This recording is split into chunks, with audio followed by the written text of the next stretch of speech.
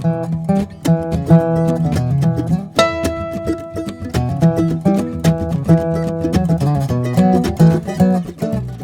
we're starting to get a few rafters in. You can see how this is working now. These are 3x6s that I'm sitting on top of that interior ceiling decking boards that I had put down. This is where the insulation and wiring will go.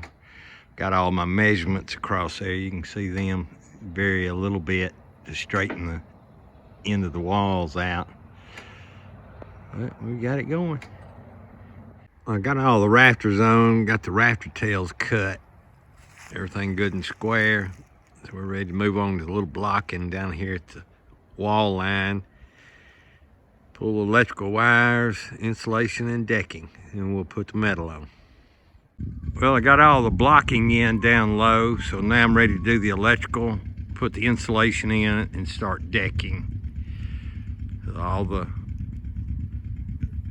ends are blocked off there, so the insulation will come down to those sections there at the bottom.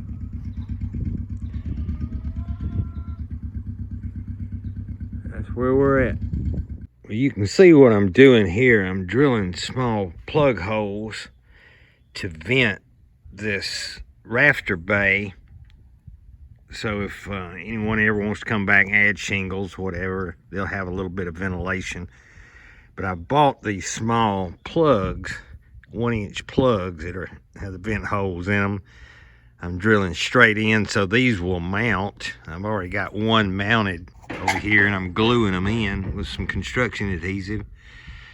But that's drilled in so that the plug will sit there, and then I'm going to drill up at the same angle, the 7 and 12 roof pitch with a 3/4 flutter bit so that it will vent above the fiberglass insulation. You can see we've got everything wired in, got our plumbing vent pipes and the exhaust pipes for the bathroom fans. So we're ready for spray foam. Got to wait for warm weather. I've got all my decking cut. It's 1.5 by 6, a little more substantial there. And you can see how I did my bathroom vent. It's at the very end of the drain line, so it's not wet past it. They allow me to run it up through. Since I'm doing a metal roof, I didn't want any penetrations on the roof itself, so they allowed me to vent it out at the soffit. I've got a little flex joint there just to make it fit. So we're just waiting on warmer weather. Got going on the front porch, got the post in, got the flooring done. Next stop is to cut in the carrier beams for up top, get that, and I can get my valley rafters in and start getting the jack rafters in. This is the first time I've used this Trex flooring. It works pretty good. It's easy to work with. A little aggravating on all the little clips that go in between there, but once you get it figured out, this is going to hopefully kind of match my front door. It's a darker oak color. Well, we got it ready now. Put the valley rafters in and then start putting the jack rafters in. You can see I just did a simple little king type truss out here on the porch. I'm gonna put some brackets down. It's 9 feet tall there, so I'm gonna try and bring it in a little bit with some brackets. But now we're down to the valley rafters, start putting the jack rafters in, and we'll finish the trim, do the electrical, and get it all insulated.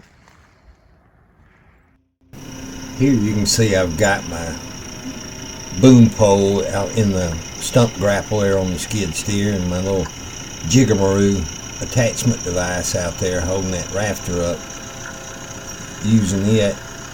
And it's a little bit of movement down low by the skid steer. There's a lot at the end of that boom pole, so I have to just kind of move slow, get it in position, let it kind of rest because it spins around. You'll see I'll drop it into place as it swings back around to the right location. Now I'll just start easing it down, let it fall in. I'll get one end down in and then pull the other back, get it in position and set down. Then we'll check it make sure that the fit's right. This is my last rafter. I'm glad to get it in. And all this, it just takes time, but all things considered, it's not that bad, especially just one person doing it, as I've been doing it. And I've really enjoyed it. A lot of work, but if you just take your time and do one little section at a time, and it's something I've always told my employees, that any big job is just a bunch of little ones put together. So if you take your time doing the little ones, be safe, do a good job with it, it all adds up in the end. So that's just my motto and attitude towards everything. So you can see I'm checking the fittings now down low, and I'll check it up top, make sure that everything's right, so that if I have to take it back down, and there's several of them I have to take back down and adjust a cut at the valley rafter or at the top, whatever it needed, before I fasten it into place. So you just have to pay attention to every little detail before you move the skid steer away, take the clamps off and bring it down. And that jiggamaroo that I talk about that grabs the logs or rafters with the ice tongs, I've had it in several videos previously. It's really worked good. It's one of those things that didn't cost a lot, but the way it works in grabbing the logs or these rafters, it really gets a good bite on it and keeps a hold on it. You can see here I'll slip a little bit. See there? I have to be careful up there. Got a little bit of a rust. But I was glad to get this last rafter in, because it's been a long process. It probably took me, I don't know, probably a month to get all of the rafters on the back and this front, get them where I was satisfied with everything. I'm kind of glad that I stepped up from 2-inch to 3-inch thick rafters. That allowed me to switch 24-inch center, so I actually saved a couple of rafters. It's a little more wood, but I think it's going to look a little better. You can see there, I'm finishing it up. I'm satisfied with it, so I'm going to unhook that clamp, get the boom pole out of the way, and get it all fastened into place, and then just move on to the next procedure. And it's a lot for somebody to think about before they tackle something like this, but it's something that I have thought about for years in trying to do a log cabin. It's something that I've never done. This is my first one, and I think I'm going to do some A-frames after this, 1 or 2, but we'll see how things go as time progresses.